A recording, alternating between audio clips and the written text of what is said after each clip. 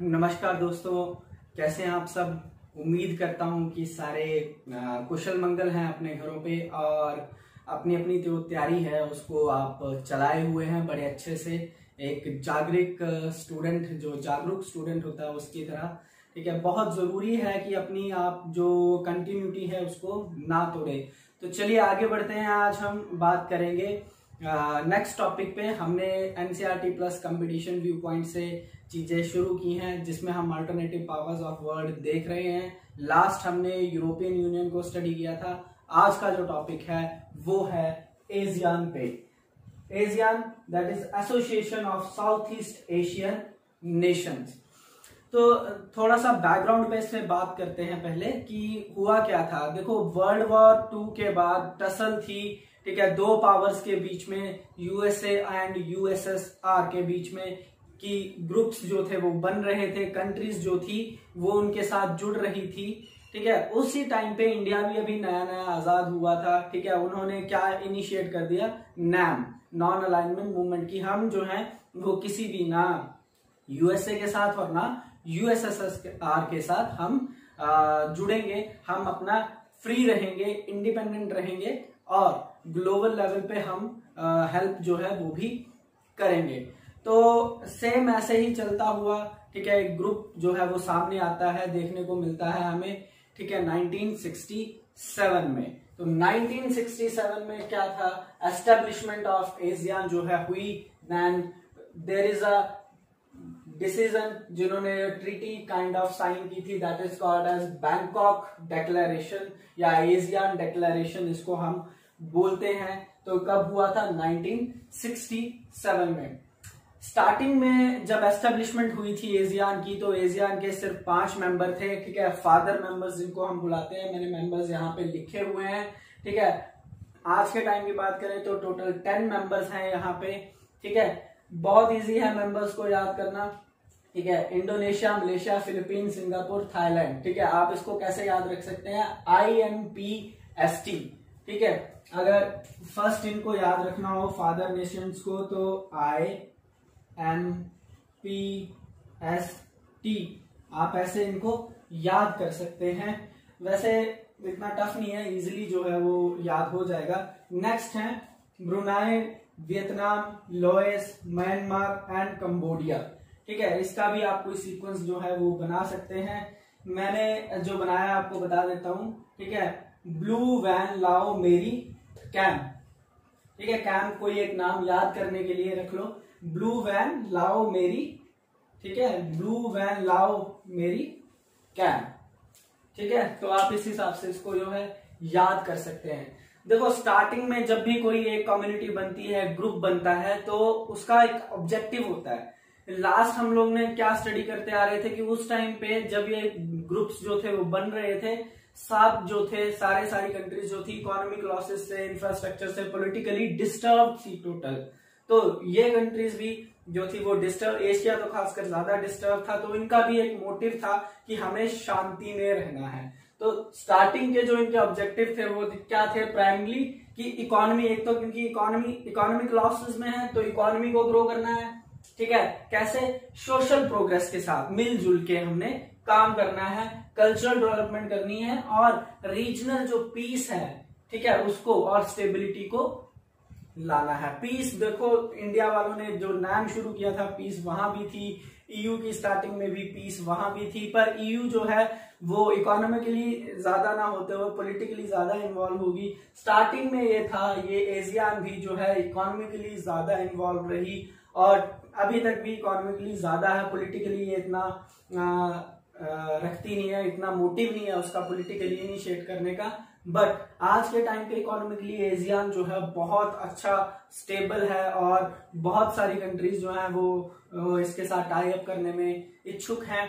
India भी उनमें से एक है, ठीक है। सबसे पहले इनिशिएटिव जो यूएसए और चाइना ने उठा लिया था इनके साथ टाई अप करने का। इंडिया ने भी, हमारी जो एक्ट ईस्ट पॉलिसी है वो इसी पे बेस्ड है, इसी के साथ हमने एशियान में टाई अप किया था। ये सब हम देखेंगे नेक्स्ट लेक्चर में। आज का लेक्चर सिर्फ एनसीईआरटी बेसिस पे है, ठीक है। एनसीईआरटी में क्या क्या चीजें बताई गई हैं एशियान के बारे में, ये आपके सामने है।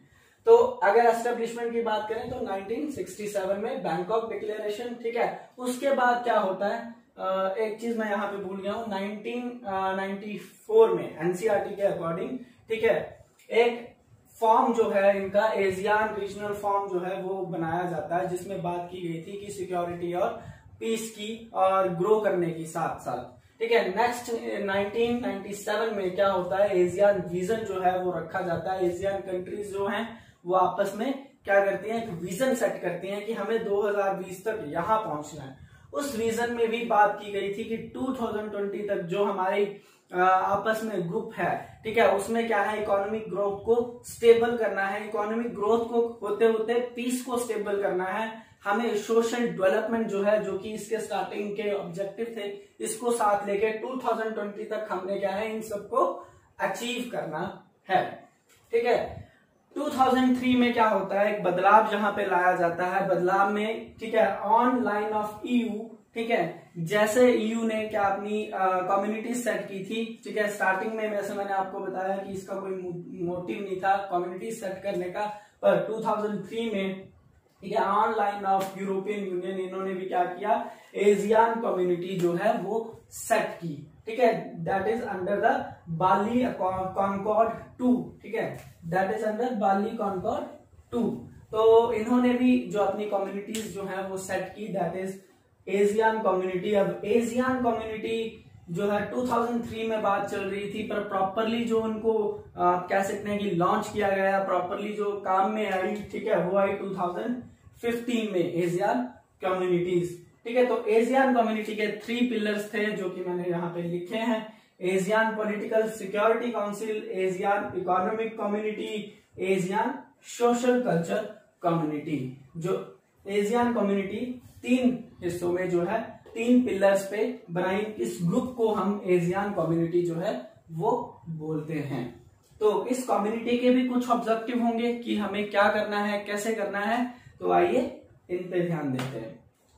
ऑब्जेक्टिव ऑब्वियसली है, पीस की बात तो हर जगह की है, क्योंकि शांति बहुत जरूरी है। आप लोगों से भी गुजारिश है कि rather than become aggressive nature, ठीक है, स्टूडेंट जो है पोलाइट और अपनी प्लानिंग को इफेक्टिव बनाए, वो ज्यादा जरूरी चीज है, rather than to become aggressive on small things, ठीक है।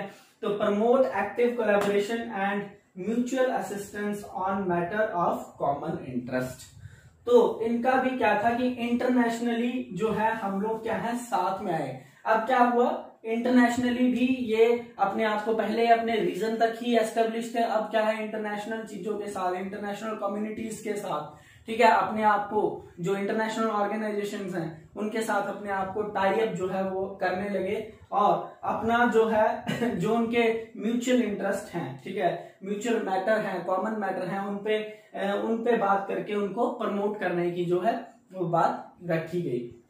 साथ के साथ maintain close and beneficial cooperation, obviously है close and beneficial relation with international allies, international level पे जो भी ग्रुप्स हैं, कम्युनिटीज हैं, कंट्रीज हैं, अलग अलग उनके साथ क्या करना है, मेल जोल बढ़ाना है। एंड साथ के साथ इन्होंने डेवलप किया फ्री ट्रेड, ठीक है, फ्री ट्रेड एरिया, ठीक है, this is free trade area. Free trade area, ठीक है, एक ऐसा एरिया जहां पे क्या है आपका जो है चार्ज नहीं लगेगा चीजों के ट्रेड करने पे, ठीक है। तो फ्री ट्रेड एरिया इसके अंदर जो है वो एस्टेब्लिश किया। इंडिया भी जो है अब इसमें आ चुका है, ठीक है। चाइना और यूएसए ने एज ऑलरेडी टोल्ड यू कि वो ऑलरेडी इसका पार्ट हो चुके हैं। तो हम भी जो एशियन कम्युनिटीज है इनके साथ जो है कुछ मेंबर्स के साथ हमारा भी फ्री ट्रेड जो है वो चलता है। इन सब के बारे में हम लोग इंडिया और एशियन के कैसे रिलेशन है, इंडिया और एशियन ने क्या क्या टाइज साइन किए हैं, इनके बारे में हम नेक्स्ट लेक्चर में स्टडी करेंगे। Hope you like it. नमस्कार।